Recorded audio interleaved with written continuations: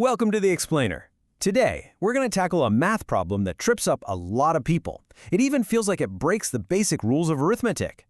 We're talking about dividing fractions. So let's kick things off with the big puzzle, the thing that confuses pretty much everyone at first. We're all taught that division makes numbers smaller, right? So how on earth is it possible to divide a number and get an answer that's even bigger? Just look at this. On the left, you've got something we all know.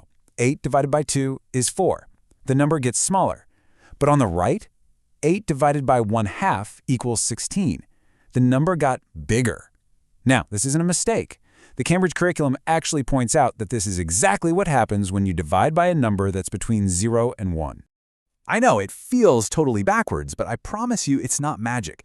There's a really simple, kind of elegant secret to solving it. And once you see it, the whole thing will just click. So, let's dive in. Okay, first things first. Let's really dig into why this puzzle even exists and what it actually means to divide by a fraction. The first thing you need to know is a word called the reciprocal. Now, it sounds all technical and fancy, but it just means you flip a fraction upside down. Seriously, that's it. So the reciprocal of 1/2 is 2 over 1. The reciprocal of 2/3 is 3 over 2. See? Simple.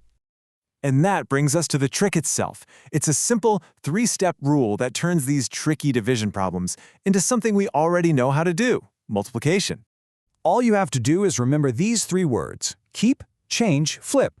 You keep the first fraction just the way it is. You change the division sign to a multiplication sign, and you flip that second fraction upside down to its reciprocal.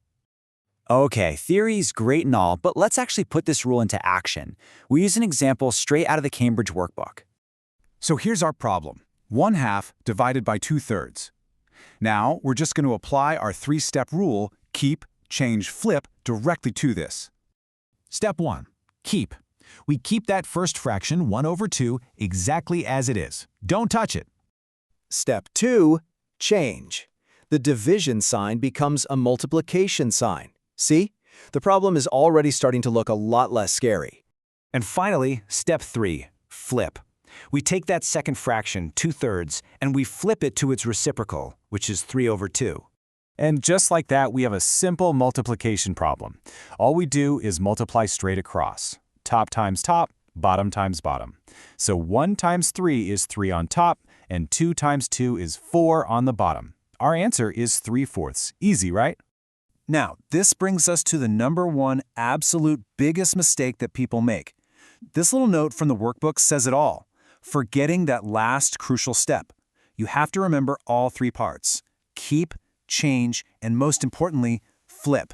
But why does this trick work? Is it just some random shortcut someone made up?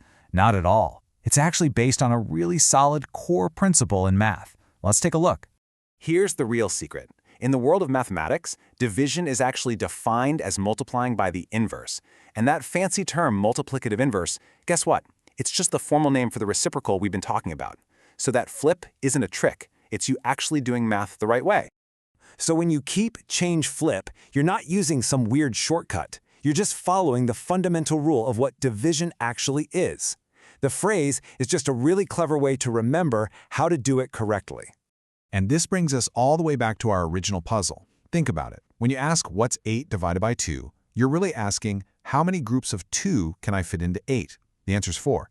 But when you ask what's 8 divided by 1/2, you're asking how many halves can I fit into 8? Well, of course you could fit 16 halves into 8 whole things. That's why the number gets bigger. So let's just recap the whole process. You keep the first fraction, you change the sign from division to multiplication, you flip the second fraction, and then you just multiply across to get the answer. That is all there is to it. And there you have it. That's how you divide fractions. It's not really a trick, just a logical process that has a really cool disguise. Which kind of leaves you with a final thought to chew on. How many other rules that we learn in math are just simple tricks hiding a much deeper idea?